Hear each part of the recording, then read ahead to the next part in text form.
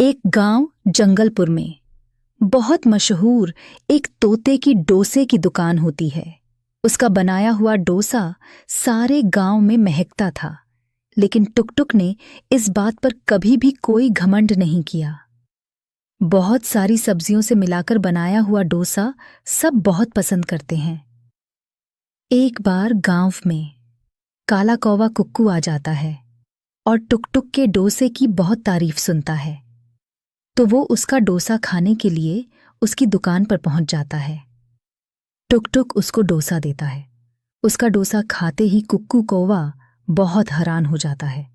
वो हर दिन डोसा खाने आने लगता है। पूरे जंगलपुर में उसकी डोसे की बातें सुनकर उसके कान पक जाते हैं और वो टुकटुक को सबक सीखने की सोचने लगता है। अपनी पत्नी के साथ मिलकर तरकीब सोचता है। वो रोज की तरह उसका डोसा खाने लगता है और चालाकी से उसकी डोसा बनाने की जगह पर पहुंच जाता है और उसके बनाए सांभर में कुछ मिला देता है। जो लोग डोसा खाने आने लगते हैं उनकी तबीयत खराब होने लगती है। ये सब देखकर कुक्कू कौवा बहुत खुश होता है। अब कोई भी टुकटुक की दुकान पर नहीं आता। ये सब देखकर टुकटुक बहुत परेशान हो जाता है। एक दिन उसका दोस्त टोंटी बंदर उससे मिलने आता है। टुकटुक उसे सब बताता है।